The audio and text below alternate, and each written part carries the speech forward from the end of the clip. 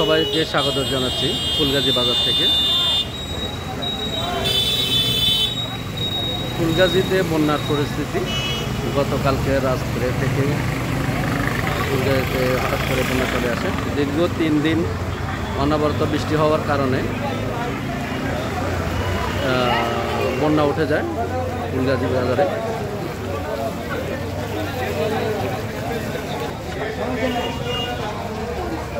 আমাদের মাননীয় উপজেলা চেয়ারম্যান হারুন সাহেব বন্যা পরিস্থিতি দেখার জন্য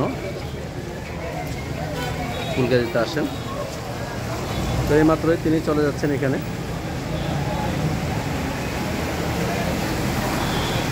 হঠাৎ বন্যায় ফুলগাজী বাজারে হঠাৎ বন্যা উঠে যাওয়ার কারণে অনেক ব্যবসায়ীরা অনেক ক্ষতিগ্রস্ত হয়েছে।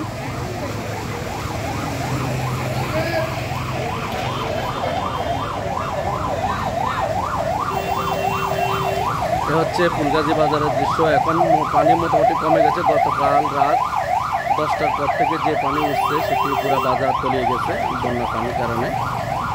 তো এখন মোটামুটি কিছুটা পানি কমে গেছে। তো এই বন্যাতে অনেক ব্যবসায়ীরা ক্ষতিগ্রস্ত হয়েছে।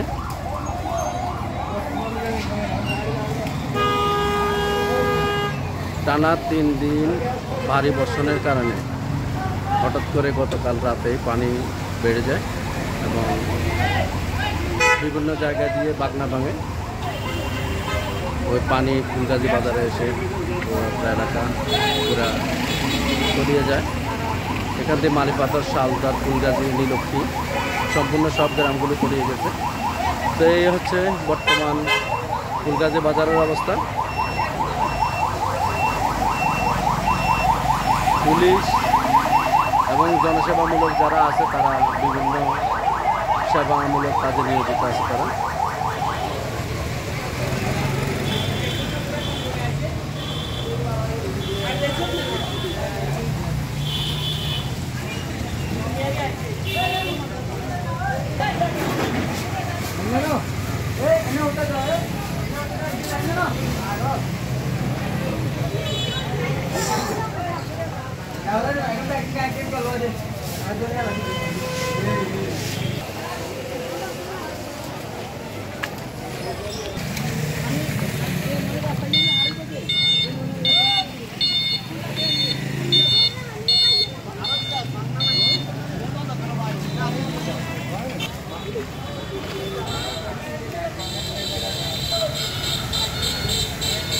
তো জনসাধারণের দুর্ভোগ অনেক বেড়ে গেছে এই বন্যার কারণে।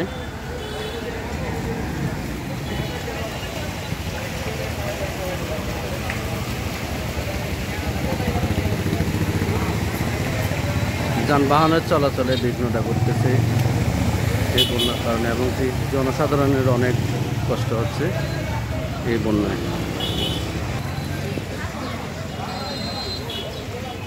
বিশেষ করে মেইন রোডে যে সমস্ত দোকানগুলি ছিল সমস্ত দোকানগুলি তলিয়ে গেছে।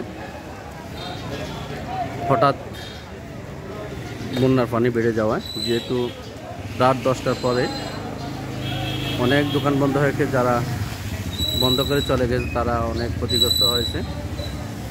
যেহেতু হঠাৎ করে রাত 10টার পরে দোকানপাট বন্ধ হয়ে যাওয়ার পরে পানিগুলো বাজারে এসে যায়, বন্যা পানি।